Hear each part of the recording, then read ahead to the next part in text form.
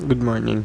I'm Christian Gio Mangalindan of Criminology 21, and I'm here to discuss about the following methods of identification. Anthropometry was the first scientific system used by the police to identify criminals. Before the time, criminals could only be identified by names or photographs. In anthropometric, measurement included weight, height, body mass index, body circumstances, especially the arms, waist, hip, and cup, waist to hip ratio, elbow amplitude, and knee heel length. And also, anthropometric measurements are systematic measurements of size, shape, and composition of human bodies. For example, body mass index or BMI is a measurement of person's weight to height ratio, and waist to hip ratio is a measurement of the waist circumference divided by the hip circumference.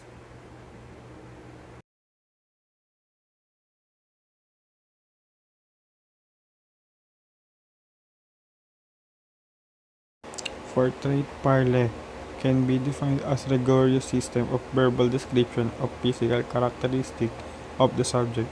It is based on the Bertillon method of criminal identification by measurement of the human body and is still in practice today to some extent. The portrait parley is an identification technique invented by Alphonse Bertillon in the early stage of development of his anthropometric measurement system. This method is compiled in 1893 was meant to supplement measurement and better ascertain an identity of the given person. Each section of the body and face was designated by a corresponding sign and transcribed in succession. Forensic dentistry or forensic odontology is the application of dental knowledge to those criminal and civil laws that are enforced by police agencies in the criminal justice system. Forensic dentists are involved in assisting.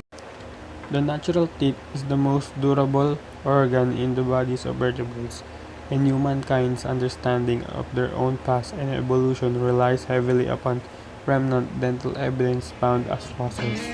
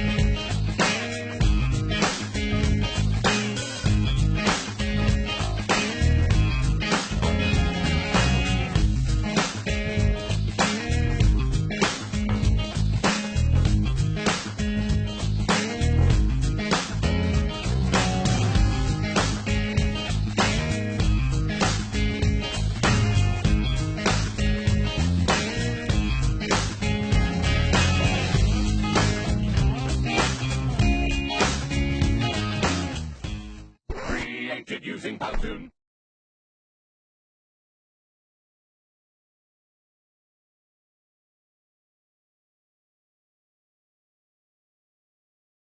Forensic anthropology.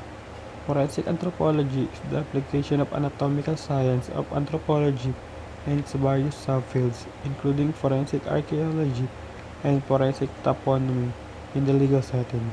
A forensic anthropologist can assist in identification of deceased individuals whose remains are decomposed, burned, mutilated, or otherwise unrecognizable. They are also the one who studies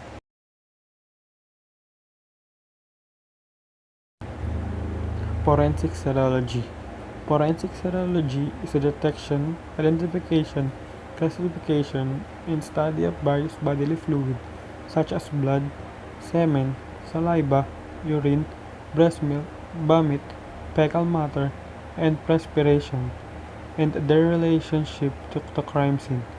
A forensic serologist may also be involved in DNA analysis and blood stain pattern analysis.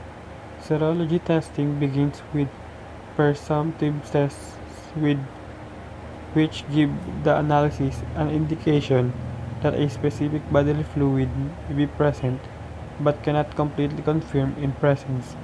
Following the presumptive test are the confirmatory tests that confirms what the unknown substance actually is.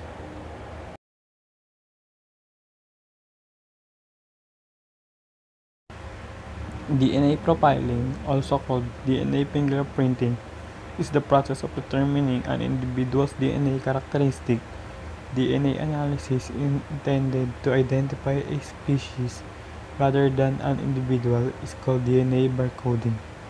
DNA profiling is a forensic technique in criminal investigation, comparing criminal suspects' profile to DNA evidence so as to assess the likelihood of their involvement in the crime.